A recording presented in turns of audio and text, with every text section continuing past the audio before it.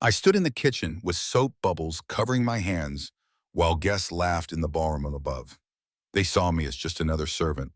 Little did they know my husband owned this entire mansion, and I was about to teach them the most expensive lesson of their lives. But this wasn't about money. This was about respect, about humanity, about seeing people for who they truly are rather than what they appear to be. My name is Aaliyah, and 2 years ago I married the love of my life, Rafael Costa. Most people in this city know him by reputation only. Whispers in dark corners, careful glances when his name is mentioned, the way conversation stops when he enters a room. Rafael is not a man who built his empire through board meetings and stock portfolios. His world exists in the shadows, where handshakes mean more than contracts and a man's word is worth more than any legal document. He controls things that most people prefer not to think about, moving through the city like smoke, present everywhere but visible only when he chooses to be. What they don't know, what nobody knows except me, is that beneath that carefully controlled exterior lies the kindest, most principled man I've ever met. He has rules, codes he lives by that would surprise most people. Children are sacred. Family is untouchable. A promise given is a promise kept. And perhaps most importantly, everyone deserves respect until they prove they don't deserve it anymore. Maybe that's why we connected so deeply when we first met at a small coffee shop downtown 2 years ago. He was sitting alone in the corner, away from the windows, his back to the wall, just another man in a dark suit, reading a newspaper and drinking espresso. But there was something about the way he held himself, the way his eyes took in everything around him without seeming to look at anything at all. Raphael never flaunted what he had, and neither did I. Even after we married in a small, private ceremony attended by only a handful of people, I preferred to stay out of whatever spotlight existed around him. While he conducted his business in quiet restaurants and private rooms, I was content working at the local animal shelter, doing what I loved without any attention or scrutiny. It was a simple life in many ways, and we both cherished that simplicity. We had an understanding, Raphael and I. His world had darkness in it, yes, but it also had honor. And in my world of rescued animals and second chances, I had learned that nobody is just one thing. But tonight was different. Tonight was the annual charity gala at our home, and Raphael had been planning this event for weeks. The proceeds would go to several children's hospitals across the state, and he was genuinely passionate about making this happen. People who knew his reputation would have been shocked to see how much he cared about those children. Kids who had nothing, who needed everything. But that's who Raphael was. Hard as stone to those who crossed him, soft as silk to those who needed protection. The irony wasn't lost on me that hundreds of wealthy, powerful people would be gathering in our home tonight, and most of them had no idea who I was. Raphael kept me separate from that world intentionally, protecting me from the complications and dangers that came with his name. But tonight, standing in our bedroom, looking at the elegant dress I was supposed to wear, I got an idea. Call it curiosity, call it a social experiment. But I wanted to see how these people really behaved when they thought no one important was watching. I wanted to see their true faces, the ones they showed to people they considered beneath them. So I made a decision that would change everything. I decided to attend the gala, but not as Rafael Costa's wife. I would go as one of the catering staff. I know it sounds reckless, maybe even foolish, but I needed to understand something. These people who came to our home, who would smile and shake my husband's hand, who would speak carefully and respectfully in his presence, how did they treat people they thought had no power? How did they behave when they believed there would be no consequences? I borrowed a simple black uniform from our housekeeper, pulled my hair back into a neat bun, and practiced the invisible expression that service workers learn to wear. Raphael was running late from a meeting, something about a shipment that needed his personal attention, so he had no idea what I was planning. Perfect. The transformation was remarkable. With my hair pulled back, minimal makeup, in the standard server's uniform, I looked like any other member of the staff. I slipped into the kitchen through the service entrance, and none of the catering team questioned my presence. Everyone was too focused on their tasks, too busy preparing for the evening ahead. As the guests began arriving, I grabbed a tray of champagne glasses and made my way into the ballroom. The sight took my breath away, even though I had watched these decorations being arranged all week. Our home had been transformed. The usual warm lighting had been replaced with something more dramatic. Amber glows from carefully placed lamps, creating pools of light and shadow. The chandeliers had been dimmed to create an intimate atmosphere, and fresh flowers in deep reds and whites adorned every surface. It was beautiful in a way that felt both elegant and slightly dangerous, much like Raphael himself. But that sense of pride didn't last long. As I moved through the crowd offering champagne to guests, I started to notice things that made my stomach turn. The way certain people looked right through me as if I didn't exist. The way they would take glasses from my tray without even a glance in my direction, continuing their conversations as if I were nothing more than a piece of furniture. Some didn't even pause their sentences when I approached, simply reaching out blindly for a glass while talking to someone they deemed worthy of their attention. "Excuse me, miss," called out a woman in a bright red dress. Her name was Catherine, and I recognized her from the society pages. She was married to a man who owned several restaurants downtown, places where Raphael occasionally conducted business. "This champagne is too warm. Can't you people do anything right?" I smiled politely and apologized, offering to get her a fresh glass from the kitchen. She rolled her eyes dramatically and turned back to her conversation, dismissing me with a wave of her hand as if shooing away an insect. I bit my tongue and walked away, reminding myself that this was exactly what I wanted to observe. But something cold settled in my chest. This was just the beginning. The real performance started when Priscilla arrived. She was the event organizer, a tall, imposing woman in her 50s, wearing a gold dress that probably cost more than most people earned in a year. Priscilla had built a reputation as the woman who could organize anything, who knew everyone, who could make or break social standing with a single word. She moved through the room like a general inspecting troops, her sharp eyes missing nothing, her mouth set in a permanent expression of dissatisfaction. "You there?" she called out, pointing a perfectly manicured finger in my direction. "What's your name?" "Aaliyah," I replied, keeping my voice steady and neutral. "Well, Aaliyah, I hope you're better at serving than the rest of this amateur staff. Do you see how slowly these appetizers are coming out? It's absolutely unacceptable. This is a high-class event, not some neighborhood gathering. I expect perfection. Do you understand?" I nodded and assured her that I would do my best. But Priscilla wasn't finished with me. Not even close. For the next hour, she found fault with everything I did. The way I carried my tray was wrong. The way I approached guests was too direct or not direct enough. Even the way I stood when I wasn't actively serving someone was apparently incorrect. It was clear she enjoyed having someone to boss around, someone she could dominate without consequence.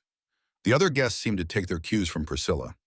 If she treated the staff poorly, then it must be acceptable behavior.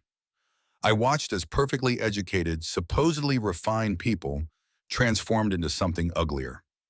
The veneer of sophistication cracked, revealing the entitled cruelty beneath. "This shrimp is cold," complained a man in an expensive suit, not bothering to look at me. "Don't you people know how to keep food at the proper temperature?" This is embarrassing. I wanted to tell him that he wasn't paying for anything, that this was a charity event, that the money was going to children who desperately needed it. But I held my tongue. Instead, I apologized and offered to get him a fresh plate. He grabbed it from my hands without a word of thanks, turning his back to me before I had even stepped away. As the evening progressed, the treatment got worse. Guests would interrupt me mid-sentence when I was trying to serve them, as if my words literally didn't matter. They made jokes about the staff's intelligence, assuming we couldn't understand their humor, or perhaps not caring if we did.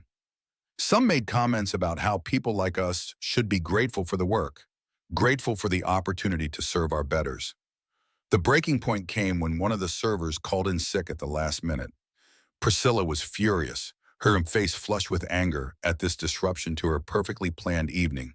She needed someone to cover the kitchen duties, to keep the dishes flowing and the service running smoothly. And naturally, she chose me. "Aaliyah," she announced, her voice sharp enough to cut glass. "You're going to have to help with the dishes. We're short-staffed, and someone needs to keep the kitchen running. I trust you can handle something that simple." I stared at her for a moment, processing what she was asking. Here I was, standing in my own home, in the mansion that Raphael had chosen specifically because I fell in love with its stone walls and warm spaces, being ordered to wash dishes by a woman who didn't even know she was standing in my ballroom. The absurdity of it was almost beautiful in its own way. I was hired to serve, I said carefully, keeping my voice level. Not to wash dishes.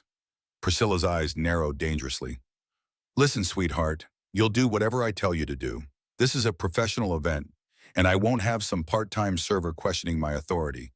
Now get to that kitchen and start cleaning, or you can find yourself another job. Do I make myself clear? The ballroom fell silent around us. Other guests had stopped their conversations to watch the confrontation, drawn by the tension in Priscilla's voice. I could feel their eyes on me, waiting to see how I would respond. Some looked amused, others uncomfortable, but no one spoke up. No one defended me. No one suggested that maybe, just maybe, Priscilla was going too far. I took a deep breath and walked to the kitchen. Not because I was intimidated, not because I was afraid of losing a job I didn't actually have. I walked away because I wanted to see how far this would go. I wanted to see just how cruel people could be when they thought there would be no consequences, when they believed they held all the power.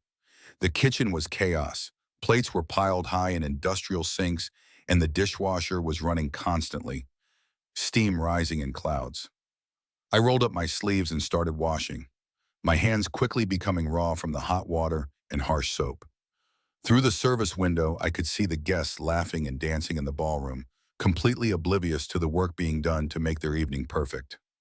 They saw the finished product, the beautiful presentation, but they never thought about the hands that created it. But Priscilla wasn't done with me yet. She kept returning to the kitchen, finding new ways to assert her dominance, to remind me of my place in her carefully constructed hierarchy. She criticized my dishwashing technique, complained about the speed of service, and made snide comments about my ability to handle real work. You know, she said during one of her visits, leaning against the counter with her arms crossed. I've been organizing events like this for 20 years. I can spot the troublemakers from a mile away. You have attitude problems, and that's not going to work in this business. People like you need to learn their place. I continued washing dishes, letting her words wash over me like the soapy water. She had no idea that she was talking to the woman who lived in this house, who had personally approved every detail of this event, who could have her banned from every important gathering in the city with a single conversation. But more than that, she had no idea that she was talking to the wife of Rafael Costa, a man who did not forget disrespect, who did not forgive insults to those he loved. The real test of my patience came when Catherine, the woman in the red dress, decided to join Priscilla in the kitchen. She was slightly drunk now, her movements loose and her inhibitions lowered. She leaned against the door frame, looking at me with undisguised contempt. "Oh, this is rich," she laughed, her voice carrying that particular cruelty that comes from too much wine and too little character. "Look at our little server, relegated to dish duty.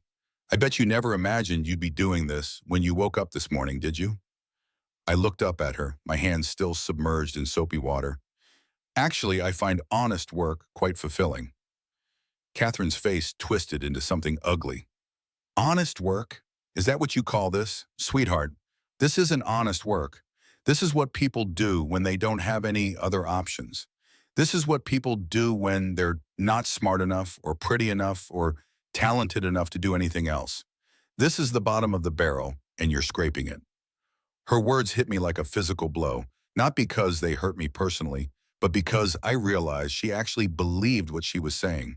She genuinely thought that a person's worth was determined by their job title, their bank account, their position in some imaginary social hierarchy. She couldn't conceive of someone choosing service work, choosing to help others, choosing a path that didn't lead to wealth or status. "You know what I think?" Catherine continued, emboldened by my silence and Priscilla's approving nods. "I think you're probably some college dropout who couldn't make it in the real world. I bet you're living paycheck to paycheck, probably can't even afford a decent apartment. You probably share some tiny place with 3 roommates, eating ramen and dreaming about a life you'll never have. People like you are everywhere, a dime a dozen, Completely replaceable. Priscilla laughed, a harsh sound that echoed off the kitchen tiles. She's absolutely right. I've seen hundreds of girls like you come and go over the years. No ambition, no drive, no future. This is probably the best job you'll ever have.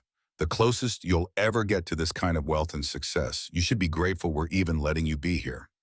I stood there, my hands dripping with dishwater, and something inside me finally reached its limit. I was done with this experiment. I was done being treated like dirt in my own home. I was done watching these people reveal the ugliness that lived beneath their expensive clothes and practiced smiles.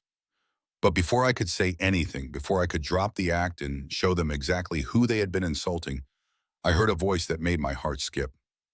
"Excuse me." The voice was low, controlled, with an edge that anyone who knew Raphael would recognize as dangerous. "Has anyone seen my wife? I'm looking for Aaliyah." My heart skipped a beat. Raphael was here, and from the tone of his voice, he was already suspicious that something was wrong. Priscilla and Catherine exchanged confused glances. They had no idea what was happening, but they could sense that the atmosphere had shifted, that something significant was about to occur. "Your wife?" Priscilla called out, her voice uncertain now, stripped of its earlier confidence. She walked toward the ballroom, Catherine following behind her. "Sir, I don't know what you're talking about. There's no one here by that name except for one of the servers." I heard Raphael's footsteps approaching the kitchen, the steady, measured pace of a man who was very carefully controlling his anger. I dried my hands on a towel and turned to face the doorway, knowing that the game was about to end, that everything was about to change. Catherine and Priscilla stood frozen in the entrance, their faces confused, their bodies tense. "Actually," I said, my voice steady and calm despite my racing heart, "there is someone here by that name." Raphael appeared in the doorway, and the air in the kitchen seemed to change. He was dressed in a black suit, perfectly tailored, with a dark shirt and no tie. His presence filled the space, commanding attention without any visible effort. His eyes found mine immediately, and I watched as confusion flickered across his face. He took in my uniform, the dishwater on my hands, the industrial kitchen around me. For a moment, he didn't understand what he was seeing. "Aaliyah," he said, his voice soft now, but with an undercurrent that made Priscilla and Catherine take an involuntary step backward. "What are you doing in the kitchen? Why are you dressed like that?" I smiled at my husband, this man who controlled so much of this city's hidden world, who could be so dangerous and yet looked at me with such tenderness. "Hello, darling. I was just getting to know our guests a little better, learning about their true characters." The realization hit Raphael like lightning. I watched as understanding flooded his features, followed by something cold and hard that made even me shiver slightly. He looked at Priscilla and Catherine, who were now pressed against the doorframe as if trying to disappear into the wood itself. When he spoke, his voice was barely above a whisper, but it carried more threat than any shout could have. "Let me make sure I understand this correctly," he said, each word carefully measured. "You've had my wife washing dishes in our own kitchen." Priscilla's face went white as paper. "Your wife?" Her voice cracked on the words. "But she's just a server. She's part of the catering staff. She didn't say anything. She didn't tell us who she was." "No," Raphael said, moving past them to stand beside me. He took my hands in his, looking at the redness from the hot water, the soap still clinging to my skin. "She's Aaliyah Costa, my wife of 2 years and the woman who owns this home as much as I do. She's also one of the kindest, most intelligent people you'll ever have the privilege of meeting, though I suspect you've already destroyed that opportunity." The silence that followed was absolute. Through the kitchen doorway, I could see that other guests had gathered, drawn by the commotion. Catherine's face had gone from red to a sickly, pale green, and Priscilla looked like she might actually faint. The weight of their mistake was settling on them, heavy and inescapable. Raphael turned to address the growing crowd of onlookers. "Ladies and gentlemen, I'd like you to meet my wife, Aaliyah." She decided to experience tonight's event from a different perspective, to see how people behave when they think no one important is watching. And I think we've all learned something valuable about human nature tonight. He led me into the ballroom, still holding my hands despite the dishwater and soap. I could see recognition dawning on face after face as guests realized who I was. The woman they had ignored, dismissed, and humiliated was the lady of the house, the wife of a man whose favor they all desperately wanted to maintain. Aaliyah wanted to see how our guests would treat someone they perceived as beneath them. Raphael continued, his voice carrying across the now silent ballroom. I'm disappointed to say that many of you failed that test spectacularly. You revealed something about yourselves tonight. Something ugly that no amount of wealth or social position can hide. Priscilla stumbled forward, her face desperate, her carefully constructed confidence shattered. Mr. Costa, I had no idea. If I had known who she was, I would never have. I was just trying to keep the event running smoothly. I was just doing my job. Exactly, I said, finally finding my full voice. You treated me poorly because you thought I was just a server. But here's the thing, Priscilla. I am just a server tonight. The only difference is that I have the privilege of choice, the luxury of knowing I can walk away whenever I want. The woman who would have been washing those dishes if I hadn't been there. She doesn't have that choice. She deserves the same respect you would give me now, the same basic human dignity you should give to everyone. Catherine tried to slip away into the crowd, but Raphael's voice stopped her cold. Catherine. He didn't raise his voice, didn't need to. I believe you had some things to say about people like my wife. Something about college dropouts and people without ambition and futures. Catherine froze, her back still turned to us. Slowly she turned around, her face a mask of shame and fear. For the record, Raphael continued, his tone conversational now, but no less dangerous. Aaliyah has a master's degree in social work from Harvard. She chooses to work at an animal shelter because she believes in making a difference, in helping creatures that can't help themselves. She has more education, more compassion, and more strength than most people in this room, including you. He paused, letting his words sink in.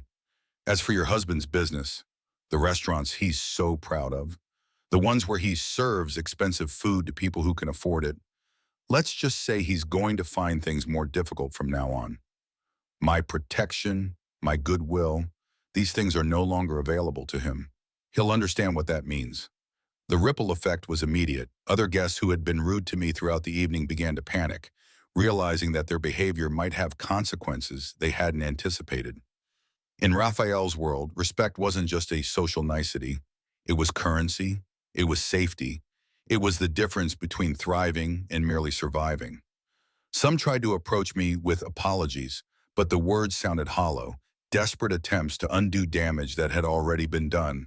I want everyone to understand something, I said, raising my voice so the entire room could hear. The way you treated me tonight is the way you treat people every day. Your server at restaurants, your housekeeper, your doorman, the person who parks your car or delivers your packages. They all deserve the same respect you would give to anyone else. Their jobs don't make them less valuable as human beings. Their circumstances don't give you the right to treat them as if they're invisible. Raphael squeezed my hand gently. The charity we're supporting tonight helps children who come from all backgrounds. Some of their parents might be servers, dishwashers, cleaners. How can we claim to support these children while looking down on their families? How can we pretend to care about making the world better while treating people like they're beneath us? The evening took on a completely different tone after that. Some guests left early, too embarrassed to stay, unable to meet my eyes or Raphael's. Others approached with what seemed like genuine apologies, and I could see them really thinking about their behavior, really examining what they had revealed about themselves. A few even shared their own stories of times when they had been treated poorly because of their appearance or on their job. Moments of vulnerability that felt real and honest. Priscilla lost everything. Word traveled fast in these circles, faster than any official announcement. By the next day, everyone knew what had happened, and suddenly the woman who had been the most sought-after event organizer in the city couldn't book a children's birthday party. Her reputation, built over 20 years, crumbled in a single evening. She called several times begging to speak with me, to explain, to apologize. I never took her calls. Some lessons need to be permanent. Catherine's husband's restaurants began to struggle within weeks. Not because Raphael did anything obvious, nothing that could be traced back to him directly. But suddenly permits took longer to process. Health inspections became more frequent and more thorough. The best suppliers became unavailable, their schedules mysteriously full, and the clientele, the wealthy, influential people who had made those restaurants successful, they started going elsewhere. In Raphael's world, displeasure doesn't announce itself with threats or violence. It simply makes life quietly, persistently difficult until the message is understood. But the most important change was in the people who genuinely learned from that night. I received dozens of letters from guests who said the experience had made them rethink how they treated service workers, how they viewed people whose jobs they had previously dismissed. Some started volunteering at local charities, working alongside people they might have previously looked down upon. Some made changes in their own businesses, implementing policies that treated all employees with dignity, regardless of their position. These letters meant more to me than any apology could have. As for me, I learned something too. I learned that my privilege comes with responsibility. I learned that sometimes you have to be willing to step out of your comfort zone, to put yourself in uncomfortable situations, to create the kind of change that words alone can't accomplish. And I learned that the most powerful weapon against prejudice and cruelty is simply showing people their own behavior reflected back at them, making them see themselves as others see them. The next morning, Raphael and I sat in our kitchen drinking coffee and reading the news coverage of the event. The story had taken on a life of its own, with people sharing their own experiences of being judged based on appearance or job title. Social media was full of discussions about service workers and respect, about privilege and responsibility, about the masks people wear in public versus who they really are underneath. "Do you regret it?" Raphael asked, looking at me over his coffee cup. His dark eyes were serious, concerned. I thought about it for a moment, really considered the question. "No," I said finally. "I regret that it was necessary. I regret that people need to be taught basic human decency through shock and embarrassment. But I don't regret doing it. Those people needed to see themselves clearly, and sometimes that requires a mirror, even an uncomfortable one." Raphael smiled, a rare, genuine expression that transformed his usually guarded face. He reached across the table to take my hand. "I'm proud of you," he said quietly. "You could have revealed who you were the moment someone was rude to you. You could have used your position, boosted my name, to avoid all of that discomfort. But you chose to experience what millions of people experience every day. That takes courage." "That's the thing about privilege," I said, squeezing his hand. "It's not just about having money or status or protection. It's about having choices. I had the choice to walk away from that kitchen whenever I wanted. I had the choice to reveal my identity and stop the mistreatment. Most people in service jobs don't have those choices. They have to smile and endure and hope that the next person will be kinder. I wanted to understand that, even just for one evening." Raphael nodded slowly. "In my world," he said, choosing his words carefully, as he always did when talking about his business, "respect is everything. It's how you survive, how you build something that lasts. But sometimes I think people forget that respect should work in all directions, not just up the chain of power." Last night reminded me of that.